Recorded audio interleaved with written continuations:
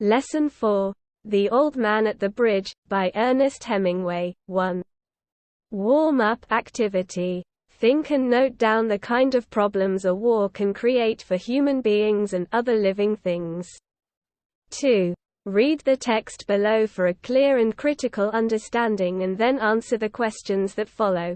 An old man with steel-rimmed spectacles and very dusty clothes sat by the side of the road. There was a pontoon bridge across the river and carts, trucks, and men, women and children were crossing it.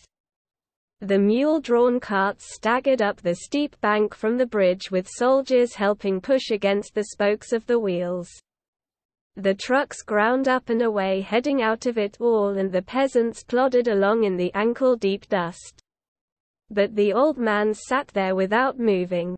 He was too tired to go any farther. Word cloud.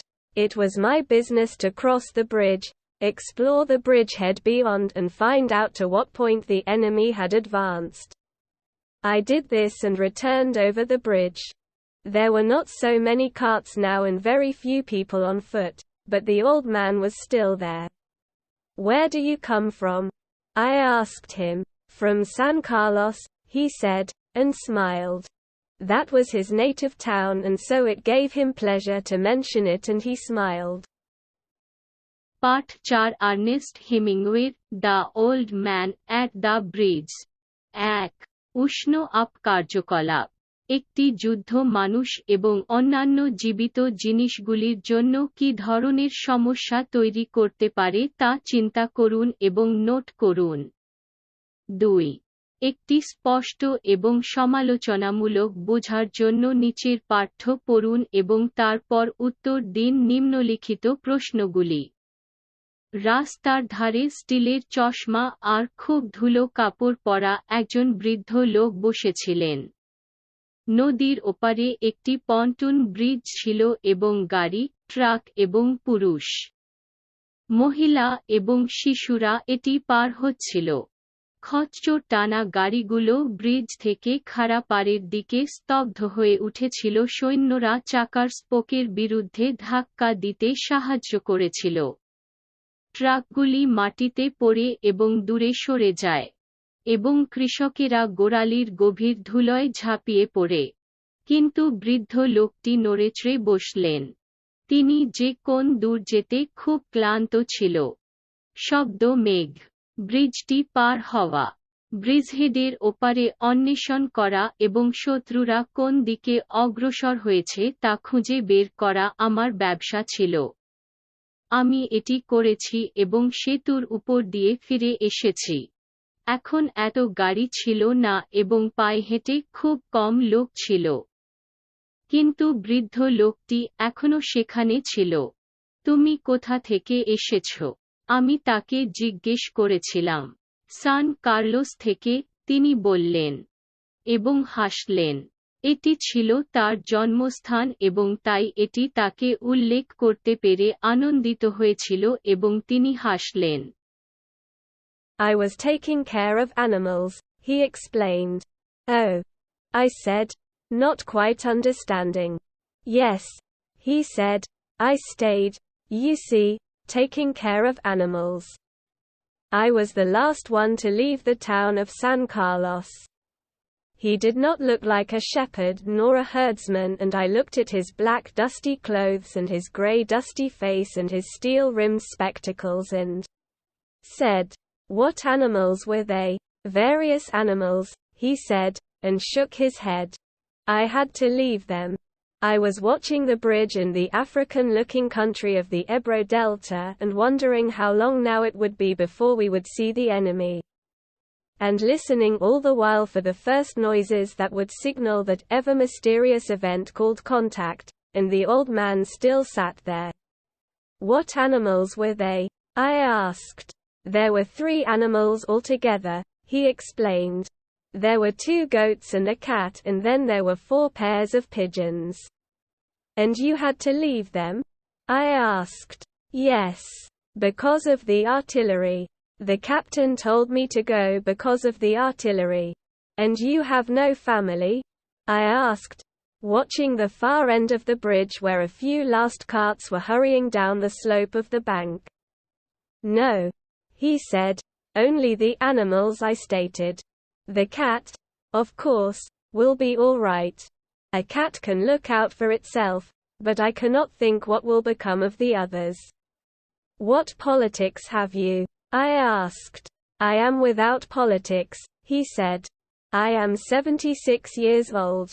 I have come 12 kilometers now and I think now I can go no further.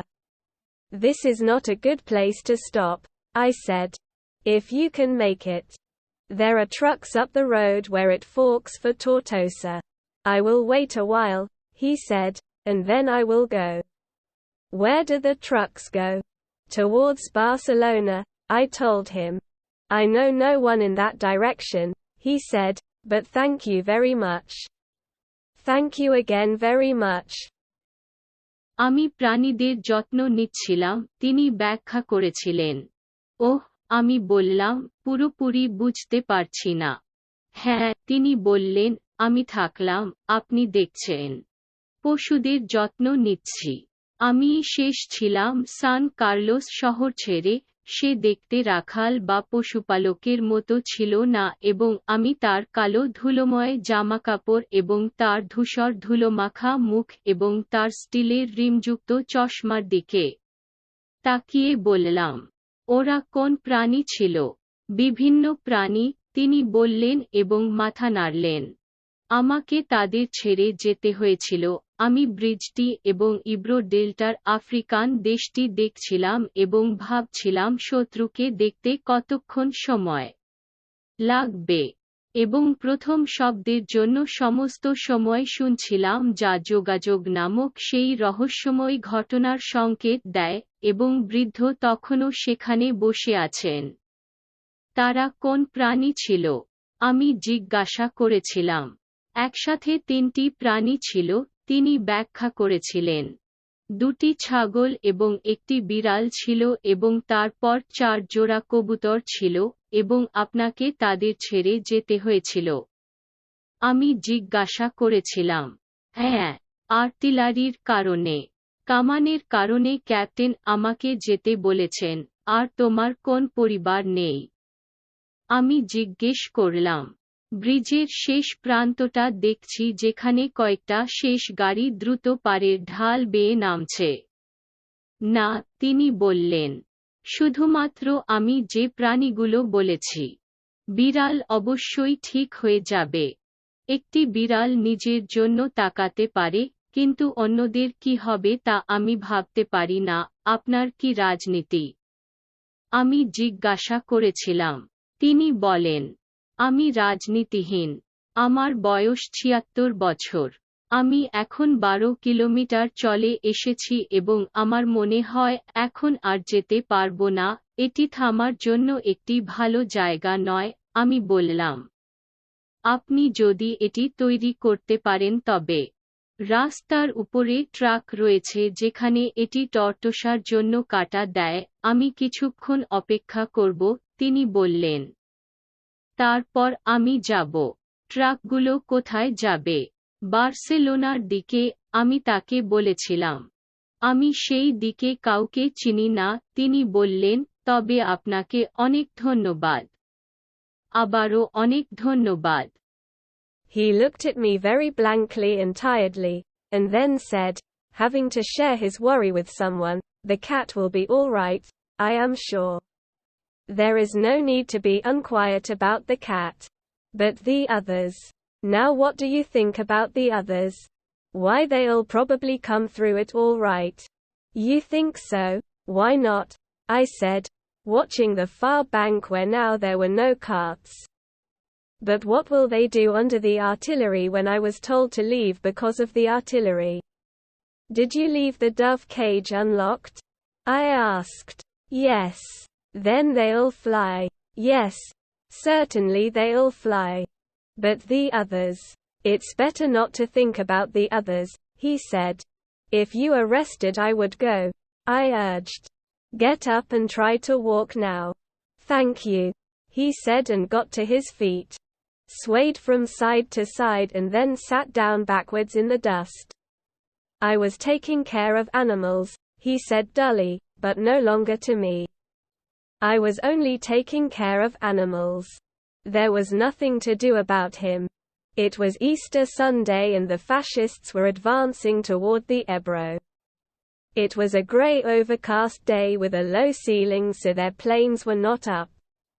That and the fact that cats know how to look after themselves was all the good luck that old man would ever have. 3. Guess the meaning of the following words by using contextual and other clues. A. Pontoon. B. Staggered. C. Plodded. D. Blankly. E. Fascist. তিনি আমার দিকে খুব খালি এবং ক্লান্ত দৃষ্টিতে তাকালেন এবং তারপরে তার দুশ্চিন্তা কারো সাথে শেয়ার করতে গিয়ে বললেন, বিড়ালটি ঠিক হয়ে যাবে। আমি নিশ্চিত। বিড়ালকে নিয়ে অস্থির হওয়ার দরকার নেই। তবে অন্যরা? এখন কি? তুমি কি অন্যদের কথা ভাবো? কেন তারা সম্ভবত এটির মধ্য দিয়ে আসবে, তুমি তাই মনে কর? কেননা, আমি বললাম, দূরের পার দেখছি যেখানে এখন কোনো গাড়ি ছিল না। কিন্তু কামানের কারণে যখন আমাকে চলে যেতে বলা হয়েছিল তখন তারা কামানের নিচে কি করবে?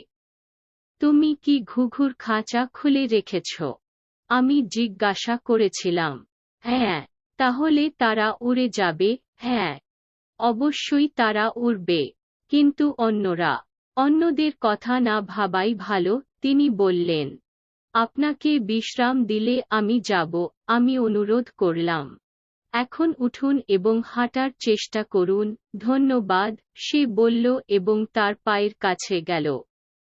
এদিক ওদিক দোলালো এবং তারপর ধুলোয় পিছনে বসে পড়ল। আমি প্রাণীদের যত্ন নিচ্ছিলাম, তিনি নিঃশব্দে বললেন। কিন্তু আমার কাছে আর নেই।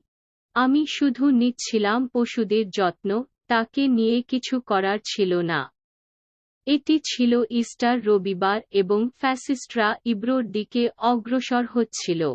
এটি একটি কম সিলিং সহ একটি ধূসর মেঘলা দিন ছিল। তাই তাদের প্লেনগুলি উপরে ছিল না। এটি এবং সত্য যে বিড়ালরা কিভাবে নিজেদের দেখাশোনা করতে জানে তা বৃদ্ধ লোকটির সৌভাগ্য ছিল। 3. প্রাসঙ্গিক এবং অন্যান্য সূত্র ব্যবহার করে নিম্নলিখিত শব্দগুলির অর্থ অনুমান করুন। ক. পন্টুন। খ. স্তব্ধ। গ. প্লোডেড। ডি. খালিভাবে। ই. ফ্যাসিবাদী। 4. Answer the following questions. A. What was the old man doing in his native town? B. How does the narrator describe the old man? C. Why is the old man not much concerned about the cat? D. Why is the old man so concerned with other animals? E. Where are the trucks going? F. Which war does the author use as the backdrop of his story? G. What is the narrator's job in the story? H. Why does the old man stop and not go across the bridge? I. Why does the author describe contact as that ever mysterious event? J. What is the function of the old man in the story? K. What effect does the war have on the peasants? 1. What is the setting of the story? 5. Write a summary of the text. 6. Critically examine how the theme has been presented in the text. 7. Find the meaning of the following words and make sentences with them. A. Spectacles. B. Spokes. C. Plod. D. Explore. E. Bridgehead. F. Herdsman. G. Artillery. H. Blindly. I. Unquiet. J. Sway. K. Overcast. 4. নিম্নলিখিত প্রশ্নের উত্তর দাও।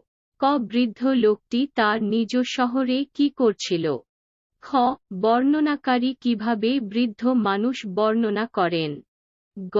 বৃদ্ধা কেন বিড়াল নিয়ে বেশি চিন্তিত নয়? ডি. বৃদ্ধ মানুষ অন্য প্রাণী নিয়ে এত চিন্তিত কেন? এই ট্রাকগুলো কোথায় যাচ্ছে? চ লেখক তার গল্পের পটভূমি হিসেবে কোন যুদ্ধ ব্যবহার করেন? জি গল্পে বর্ণনাকারীর কাজ কি? জ বৃদ্ধ কেন থেমে থেমে সেতু পার হয় না? আই কেন লেখক পরিচিতিকে সেই রহস্যময় ঘটনা হিসেবে বর্ণনা করেন? যে গল্পে বৃদ্ধের কাজ কি? কে কৃষকদের উপর যুদ্ধ কি প্রভাব ফেলে? 1. গল্পের বিন্যাস কি? 5. পাঠ্যের একটি সারাংশ লিখুন। 6. পাঠ্যটিতে থিমটি কিভাবে উপস্থাপন করা হয়েছে তা সমালোচনামূলকভাবে পরীক্ষা করুন। 7. নিচের শব্দগুলোর অর্থ খুঁজুন এবং সেগুলো দিয়ে বাক্য তৈরি কর। ক চশমা খ স্পোক গ প্লট ডি অন্বেষণ ই ব্রিজহেড চ পশুপালক জি কামান জ স্পষ্টভাবে আই অস্থির যে দোলনাকে মেঘলা।